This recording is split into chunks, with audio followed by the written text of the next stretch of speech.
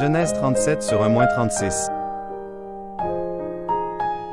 Genèse 37 sur 1. Jacob demeura dans le pays de Canaan, où avait séjourné son père. Genèse 37 sur 2. Voici la postérité de Jacob. Joseph, âgé de 17 ans, faisait paître le troupeau avec ses frères. Cet enfant était auprès des fils de Bila et des fils de Zilpa, femme de son père. Et Joseph rapportait à leur père leurs mauvais propos. Genèse 37 sur 3. Israël aimait Joseph plus que tous ses autres fils, parce qu'il l'avait eu dans sa vieillesse, et il lui fit une tunique de plusieurs couleurs. Genèse 37 sur 4. Ses frères virent que leur père l'aimait plus que tous, et ils le prirent en haine. Ils ne pouvaient lui parler avec amitié. Genèse 37 sur 5. Joseph eut un songe, et il le raconta à ses frères, qui le haïrent encore davantage. Genèse 37 sur 6. Il leur dit: Écoutez donc ce songe que j'ai eu. Genèse 37 sur 7. Nous étions alliés des gerbes au milieu des champs. Et voici, ma gerbe se leva et se tint debout, et vos gerbes l'entourèrent et se prosternèrent devant elle. Genèse 37 sur 8. Ses frères lui dirent: Est-ce que tu régneras sur nous? Est-ce que tu nous gouverneras? Et ils le haïrent encore davantage, à cause de ses songes et à cause de ses paroles. Genèse 37 sur 9. Il eut encore un autre songe, et il le raconta à ses frères. Il dit: J'ai eu encore un songe. Et voici, le soleil, la lune et 11 étoiles se prosternaient devant moi. Genèse 37 sur 10. Il le raconta à son père et à ses frères. Son père le réprimanda, et lui dit: Que signifie ce songe que tu as eu? Faut-il que nous venions, moi, ta mère et tes frères, nous prosterner en terre devant toi? Genèse 37 sur 11. Ses frères eurent de l'envie contre lui, mais son père garda le souvenir de ces choses. Genèse 37 sur 12. Les frères de Joseph étant allés à Sichem, pour faire paître le troupeau de leur père. Genèse 37 sur 13. Israël dit à Joseph: Tes frères ne font-ils pas paître le troupeau à Sichem? Viens, je veux t'envoyer vers eux. Et il répondit: Me voici. Genèse 37 sur 14. Israël lui dit: Va, je te prie, et vois si tes frères sont en bonne santé et si le troupeau est en bon état, et tu m'en rapporteras des nouvelles. Il l'envoya ainsi de la vallée d'Hébron, et Joseph alla à Sichem. Genèse 37 sur 15. Un homme le rencontra, comme il errait dans les champs. Il le questionna, en disant: Que cherches-tu? Genèse 37 sur 16. Joseph répondit: Je cherche mes frères.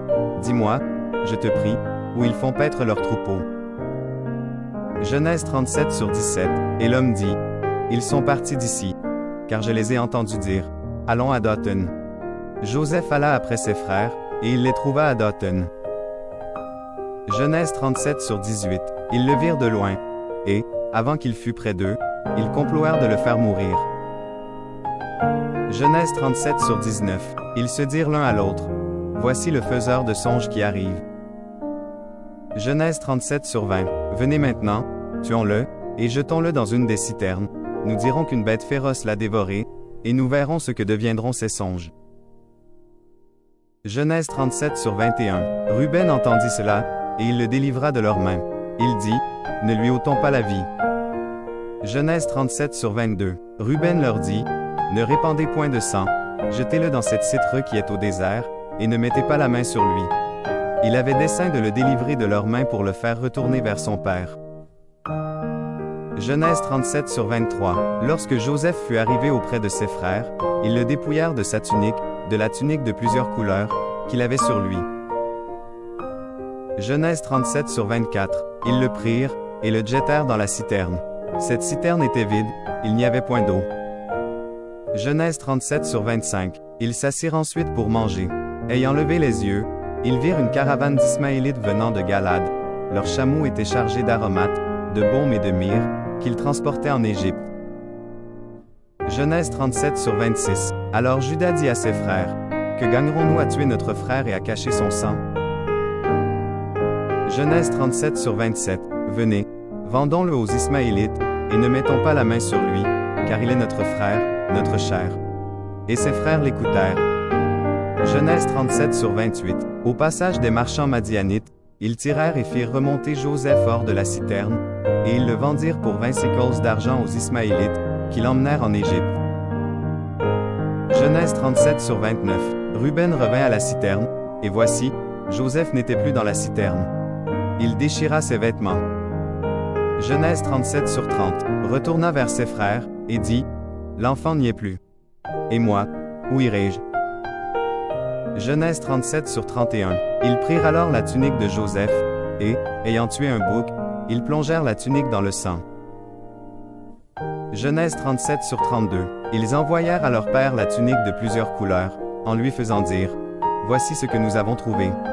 Reconnais si c'est la tunique de ton fils, ou non. Genèse 37 sur 33. Jacob l'a reconnue, et dit, c'est la tunique de mon fils. Une bête féroce l'a dévoré. Joseph a été mis en pièces. Genèse 37 sur 34. Et il déchira ses vêtements, il mit un sac sur ses reins, et il porta longtemps le deuil de son fils. Genèse 37 sur 35. Tous ses fils et toutes ses filles vinrent pour le consoler, mais il ne voulut recevoir aucune consolation. Il disait, c'est en pleurant que je descendrai vers mon fils au séjour des morts. Et il pleurait son fils. Genèse 37 sur 36. Les Madianites le vendirent en Égypte à Potiphar, officier de Pharaon, chef des gardes.